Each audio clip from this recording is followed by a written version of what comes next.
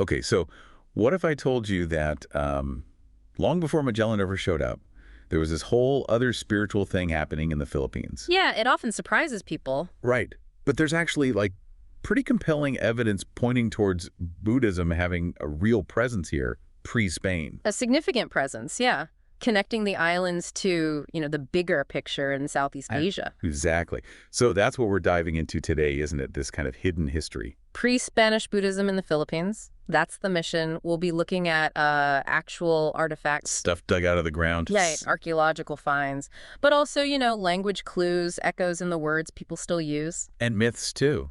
Like traces in old stories. Yep, whispers in the folklore. It's all part of piecing it together. Okay, let's get into it. So first off, this idea of maritime Buddhism, what exactly is that? Well, think of it less like a religion stuck in one spot. It was more like a network. A network across the sea. Precisely, connecting all these spiritually important places across Southeast Asia. And the Philippines were, well, part of that network. So it wasn't just about trading silks and spices. No. Ideas, beliefs, spiritual practices, they traveled those same sea lanes. Right. And when are we talking about time frame-wise? We're looking at roughly the first millennium CE. So like the year 0 up to maybe 1000, 1200 CE, give or take. Okay, quite a long period. Yeah. And the type of Buddhism that seems to have reached here was mostly Mahayana. Mahayana. And probably with some tantric influences mixed in, which emphasizes, rituals and specific practices. Interesting. So how did it physically get here? Were there like specific routes? Seems like it. There's evidence for a southern route connecting us to what was happening in, say, Java and the wider Malay world. Okay, through Indonesia and Malaysia, sort of? Kind of, yeah. And then possibly a western route, too. Maybe exchanges with Champa over in what's now Vietnam. So across the West Philippine Sea. Exactly. The main point is the Philippines weren't isolated back then. They were part of the regional scene. Right, involved in what was going on across Southeast Asia. Okay, so let's talk tangible stuff. Archaeology. What have we actually found? Ah, yes. Well, the star artifact, you could say, is the Golden Tara of Agusan. The Golden Tara, I've heard of that. Found where exactly? Found near Esperanza in Agusan, way back around 1917 or 1918. It's quite something. How so? It's almost 4 pounds of 21-karat gold. Solid gold. Wow. Okay, that's impressive. Where is it now? It's actually in the Field Museum in Chicago now. A really significant piece. Definitely sounds like more than just a casual influence if someone's making solid gold statues like that. Yeah. What does it represent? Iconographically, it's very much Vajrayana Buddhist. Tara, the figure, represents the absolute emptiness, but expressed through love and compassion. Compassion, like the bodhisattva of compassion. Exactly. The story goes that Tara actually came from a tear shed by Avalokiteshvara, the bodhisattva of compassion, because he felt so much empathy for suffering beings. That's a powerful image. And finding that in Agusan. It really changes things, doesn't it? It suggests, quite sophisticated beliefs and art happening here way before we usually think. For sure. But I remember reading there's some debate about it, like where it really came from or when. Ah, yeah, that's a key point. The dating is tricky. Some say maybe 900, 950 CE, linking it to Srivijaya. That big maritime empire. Right. Others suggest maybe later, like late 13th, early 14th century. And then there's the question, was it made locally? Or brought in from somewhere else, like Java. Possibly. Maybe modeled on Javanese art or even imported. We know there was gold mining in Butuan back then, maybe even with Javanese miners involved. So it's complex. It is. And just recently, someone suggested it might not even be Tara, but a different goddess called Vajralasha. So still questions, but undoubtedly important. Okay, so the Golden Tara is Exhibit A, but with some footnotes. What else? Are there other finds? Oh, yes. There's a bronze Loksvara found in Tondo, Manila. Loksvara, another Buddhist figure. Yeah, related to Avalokiteshvara. And then there's a really interesting piece from Calatagan, Batangas, a clay medallion, a bas relief of Buddha Amitabha. Amitabha, okay. And what's neat is it clearly shows Mahayana influence. You see Avalokiteshvara depicted too.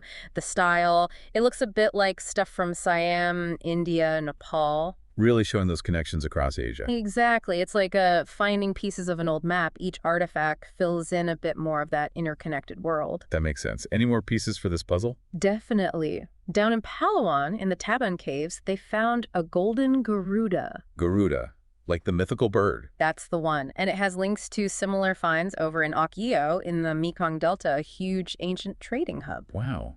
So Palawan connected to Vietnam way back then. Seems like it. Also found several images of Padmapani. Again, that's another form of Avalokiteshvara. Compassion keeps popping up. It does seem to be a recurring theme. Most of the surviving Buddhist images and sculptures we have seem to come from Tabon Cave, actually. Right. Didn't someone suggest there were even, like, huge sculptures there?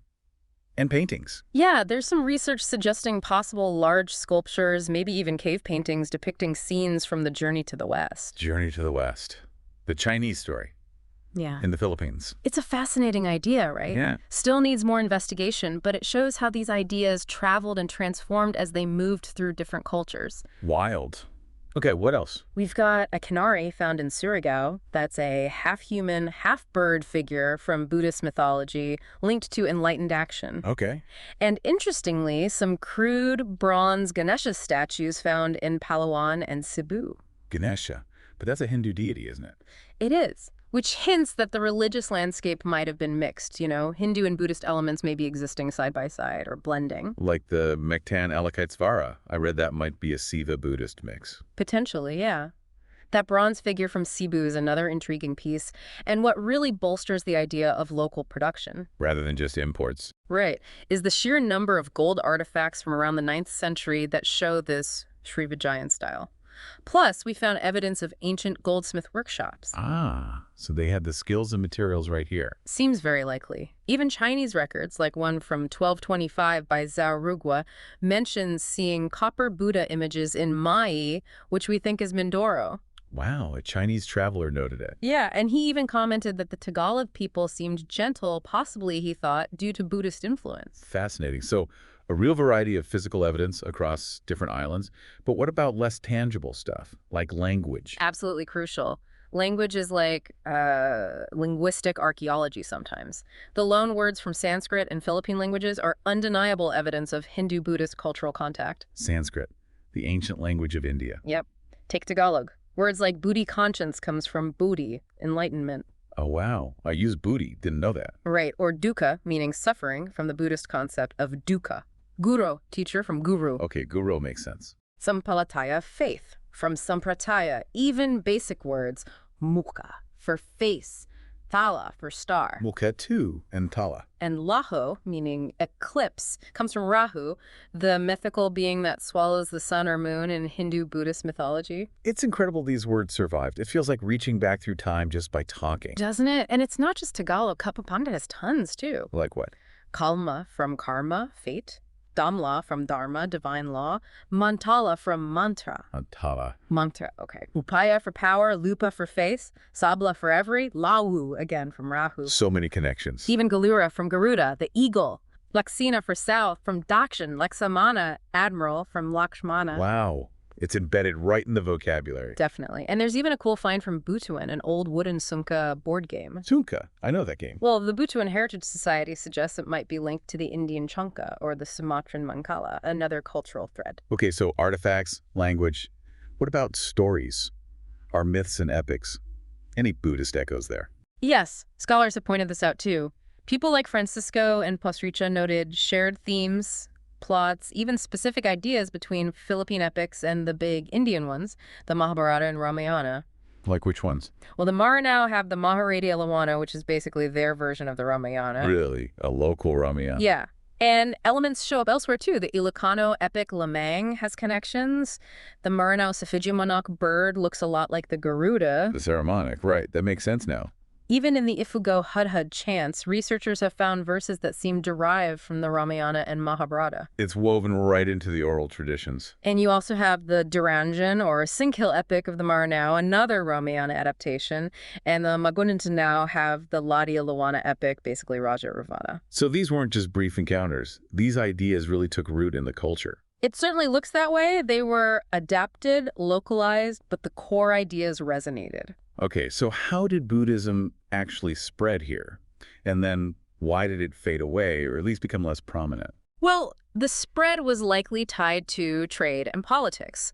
Early Philippine states, or some of them, probably became tributary states of Srivijaya. That big Buddhist empire again. Exactly. Being part of their sphere of influence would naturally bring in Vajrayana Buddhism through those trade connections.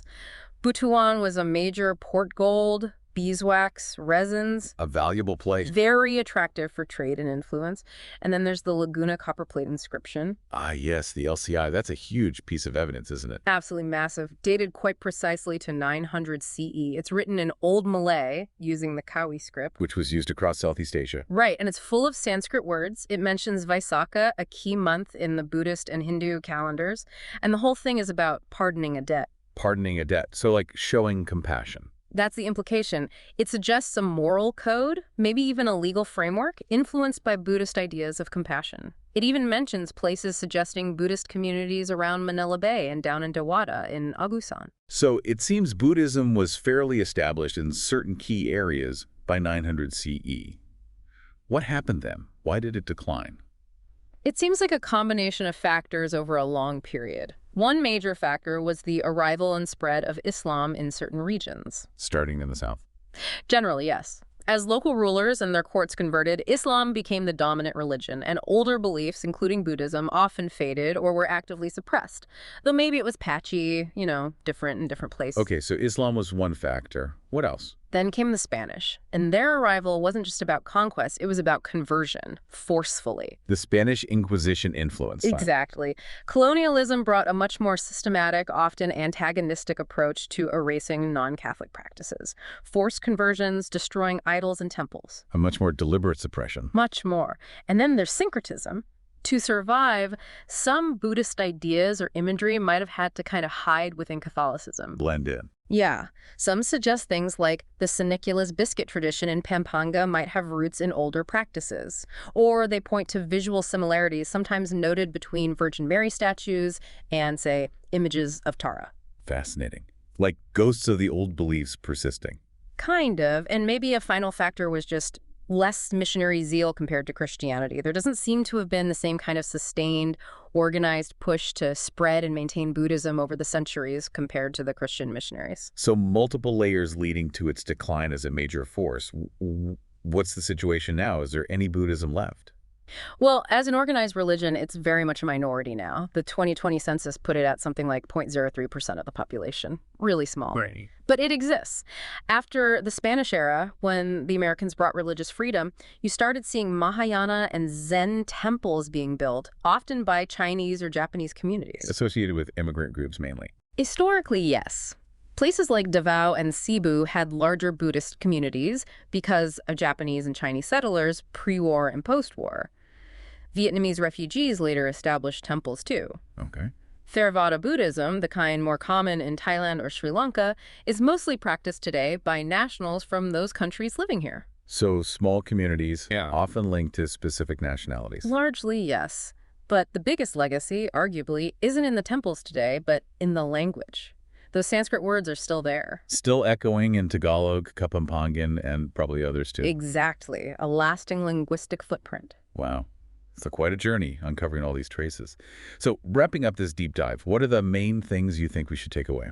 I think the key thing is that the evidence, archaeological, linguistic, cultural, it all points to Buddhism being a real and significant part of the pre-Spanish Philippines.